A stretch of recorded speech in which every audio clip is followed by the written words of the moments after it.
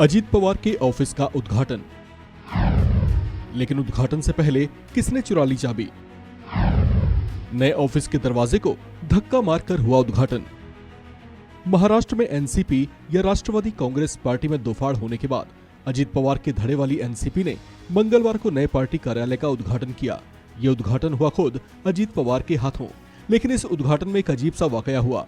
महाराष्ट्र के नए उप मुख्यमंत्री अजीत पवार जब अपने ऑफिस से निकलकर मुंबई में मंत्रालय के पास एक नए एनसीपी पार्टी ऑफिस का उद्घाटन करने के लिए पहुंचे तो एक बड़ी दिलचस्प घटना घटी।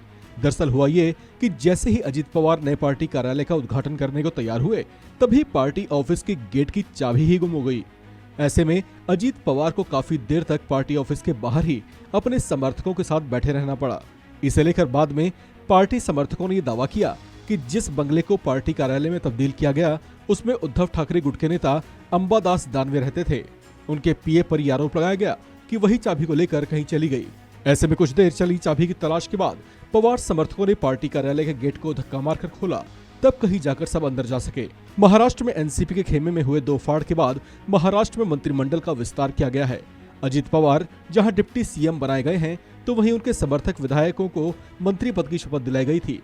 मंत्रिमंडल विस्तार के बाद महाराष्ट्र कैबिनेट की मंगलवार को पहली बैठक हुई, जिसमें शामिल होने के लिए अजीत पवार और एनसीपी के उनके सहयोगी मंत्री कैबिनेट बैठक के लिए मुंबई के मंत्रालय पहुंचे, जहां उन्होंने बैठक से पहले शिवाजी महाराज को भी नमन किया।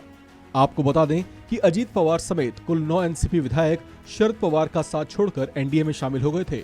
अब अजीत पवार दावा कर रहे हैं कि उनके पास एनसीपी के 40 विधायकों का समर्थन है। हालांकि वे ऐसा साबित नहीं कर पाए हैं, लेकिन अगर उनकी बातों में वाकई दम है तो ये बात आने वाले वक्त में शरद पवार के लिए बड़ा झटका साबित हो सकती है।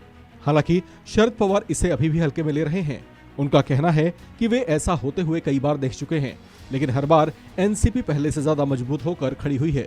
अब अजीत पवार बेशक 40 विधायकों के समर्थन का दावा कर रहे हों और पूरी एनसीपी पर कब्जा जताने की मंशा जाहिर कर रहे हों, लेकिन इधर शरद पवार खेमे ने सभी बागियों पर कार्रवाई और सदन से उनकी सदस्यता भंग करवाने की कोशिशें शुरू कर दी हैं।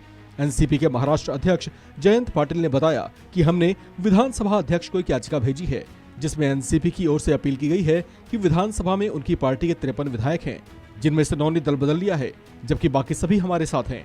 ऐसे में जो वापस नहीं लौटते उनके खिलाफ कार्रवाई की जाए। इस खबर में फिलहाल इतना ही। बाकी अपडेट्स के लिए बने रहिए वन इंडिया हिंदी के साथ।